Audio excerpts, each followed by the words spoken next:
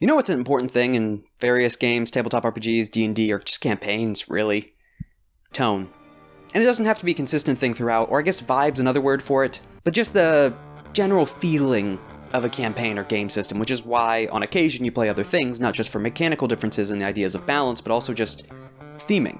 One thing offered in that in D&D, and, well, I mean, there's the alternative rules, and plenty of other systems have alternative rules as well. And they're not necessarily enforced or just like, oh, if you're playing something other than the base rules, it has to be these. No, it's your table, your campaign. There's plenty of videos online discussing homebrew or house rules, and just more how that's like here and there just to enhance the game. There can be things that hinder it, but at least most of the time you're adding it to try and add something, or remove something that you don't quite like. Maybe to emulate a certain, again, setting thing, or theme, or styling. Like when it comes to my games, something that'll probably get a lot of heads turned with the spell a day is that I recently, I say recently, it's been a few months, use spell points. Not the base version of spell points that's offered in the PHB, not a fan of the conversion rate on that, nor the progression. But I have my own chart for that, per level. When you learn those things, I allow the ability to upcast beyond a spell you know, at a grave consequence, or possibility of a consequence, and spell checks.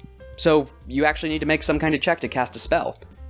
There are, at later levels, you become more reliable at casting low-level spells, but high-level stuff usually will stay some difficulty to casting. Balanced out with the fact that it's basically your spell attack plus a focus. So, you know, your spell modifier, proficiency, and whatever special focus you have to reflect that you're skilled at casting. There's a fun chart, effects, well, I say fun, it's a scary chart. I mean, plenty of homebrew items, magic items, mundane or otherwise, spells. I mean, we talked about 3 of them, but I have a whole list. All this is to kind of get like a general feel or tone, level of combat, level of lethality, difficulty and danger and magic, which is the one I tried to go for, but also the ease of access. Or, not ease of access, that's the wrong word. Dangers with messing with power beyond you. So you're not stuck to just, I mean, yeah, you might only know a 3rd level fireball, but you can try and upcast to a 9th level at great risk to yourself, but you can try it. That's lethality and sense of magic, but then I also run injuries, shock, gritty realism, or a version of gritty realism. Details of that are shady. Martial-wise as well, I've already mentioned Kobold Press in another video, the spear sock. But then also Treant Monks -5 +10, so the things from Sharpshooter and Great Weapon Master, but just applied across the board to any martial attack. That you're proficient in. But to go for a daring shot or describing aiming for an eye or a chink in the armor, to go for, you know, -5 to hit, +10 to damage, quite good. And while at low levels that's seen as a really terrible gamble, at high levels when you're going against something you know has a low AC, it reflects that your blows are just cutting straight through them or you're always hitting your mark. And just applying it across the board bops up martials. Masterwork equipment, so things like magic items, but their bonuses are mundane. The thing with that is they're easier to get, cheaper than a magic item, easier to find, but can be worn down, unlike a magic item, which is a lot more difficult to break. Variant exhaustion, where it's on a tier list instead of just the base ones, and it's multiple just minuses. This one to reflect that there's now a lot of enemies, specifically undead, but a lot of, like, you know, ice-based, terrible terrain that can cause exhaustion. More things that can wear you down, so it's good to have a nice larger buffer and to not be immediately as hindered with -3 exhaustion. Higher prevalence, higher count. Flanking's one. It's a minor one. Leveled NPCs. Yep. Alongside increasing the lethality, the survivability of your average guard, at least a little bit trained, is actually a bit more than just 7 health. Not dramatically higher, and especially with -5 +10 and shock, it's still not the best. But it's given like a beefier guard or soldier. The fact that a level 3 fighter is not too uncommon. Level 3 mage, however, still rare. And due to the dangers of magic and that miscasting, even if you are skilled, you still don't want to risk the negative effects of said chart, one of which, if I remember, is D12 force damage up to the level of the spell. Magic's a bit more dangerous, even though there's the prevalence of higher level spellcasters. It's a bit more difficult to use. Speaking of spellcasters and differences, Warlocks. I've had a lot of compliments from people playing Warlocks in my games, namely just cause they get a bunch of fun goodies. I mean, it's one of the initial drives of Warlock in the first place is, oh, I get a cool patron inbuilt backstory and just different things that can come up in the campaign. Neat. So first off, your spell list, your patron spell list that is, automatically works like a cleric's domain spell list. Automatically known, automatically prepared. just to smooth that over and show you're actually getting your power from your patron. Second, they actually avoid the spell point system, because also, oh, that busts Warlocks in the classic version of it. No, they still have the limited slots but always automatically upcasted. Because most of their actual utility in play and character building, or not character building, but their actual stats, or how they play and function, goes down to their pact. They have gifts. So the way I run it is based upon whatever your pact item was. That is a magic item that will level up with you throughout the campaign. That is the main gift of your patron. That's why your pact item is so much more significant. Go for Pact of the Blade, you get a crazy magic item. Lethal one in that sense. Pact of the Tome, you're way more leaning into spellcasters, and you have points that you can spend from said tome. Pact of the Chain, your familiar has a lot more fun tips and tricks, and can become things more than just a regular familiar, as in higher CR creatures at later levels. Talisman's a fun little artifact, so usually like a miscellaneous thing. A mug that any ale poured into it is a healing potion. All of these are dependent on the patron as well. I have various lists I've made up for campaigns, but not just a specific static one because there's so many different patrons. I even have a custom pact. What was this? Pact of the Mutant? It's a lot more just like buffing and changing yourself in the image of your patron. And speaking of pact weapons, which you might be saying these are fun things, but you get them at level 3. Almost every campaign I start at level 3.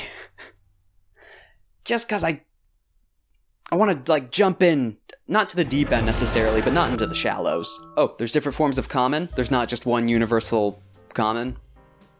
Also different dialects of even the separate, like, lineage-esque languages. Ooh, NPCs also carry lineage. Be worried about fighting a tiefling guard, because that's not just 7 health and, like, a single spear attack. That's a 3rd level champion fighter with tiefling stat block. Ooh, that's, nasty. Fun things. I allow the creation of magic items. Normally it's something they have to commission, and more mages working on it hastens the process, but still takes a while, and very, very expensive. But it's not just dumping a gold cost into it, there's also materials that can either speed up or cheapen the process. So it's almost like a scavenger hunt when actually out on the field, or taking things from magical creatures, or dragon scale. Specific metals, specific gems, giant remains, bones of certain spellcasters. All can be used for magic items, and potions. I mean, custom stat blocks for a lot of monsters. Not necessarily like just, like rewriting something entirely, but a lot of modifications. For example, dragons are now full casters with DR to represent impenetrable scales, high resilience, magic spell casting, and all that jazz. They have an entire separate action just to cast a spell, compared to just claws and talons. Ancient Dragon's scary. Ancient Dragon will just meteor swarm you. There's also how I treat money, but that's not really a house rule. I mean, I guess it's not going off what's the base price in the book, or that just general exchange, and just actually thinking about economics for a little bit. But, silver standard, taxes on certain things, various bits of gold, or not gold, but various bits of coin needed to actually pass through certain bridges or tolls, in that sense. Mutation and Madness, those are 2 I run. Ooh, complications. Now this is just something of a list of my own that I've made over the years. Input from others has also helped with certain ideas.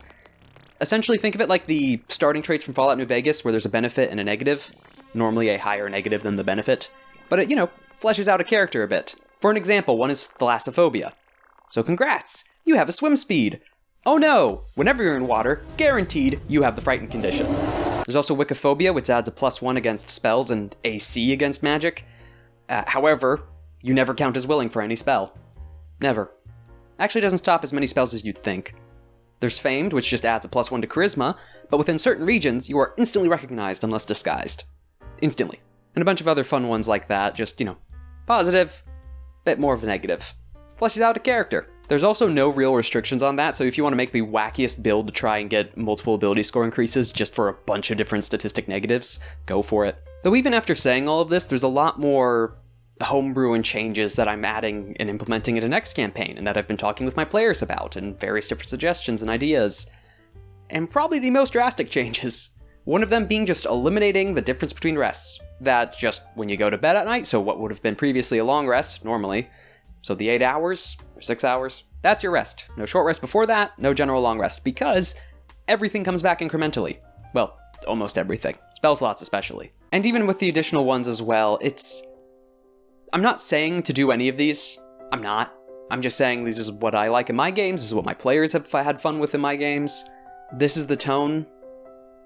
This is the vibe. This is the try, and I find it so difficult to say, because it's not high magic, it's not low magic, it's not grimdark. Maybe. But just the feeling for the campaign, the setting, the games that we're running.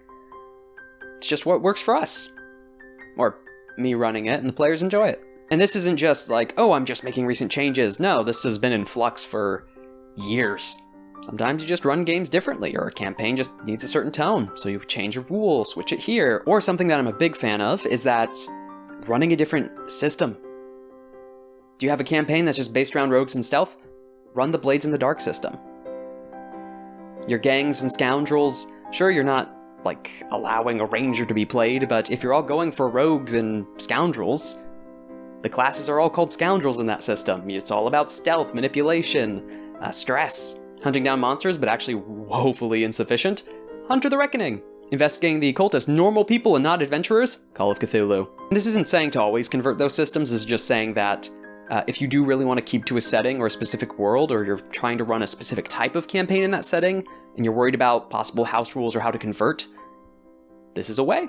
And it's not saying that you can't convert those as well, or add house rules to that. Go for your tone, go for your vibe, go for what works for your group.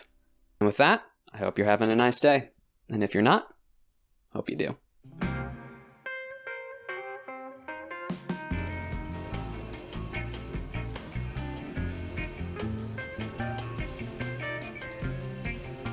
Wouldn't it be nice if we could...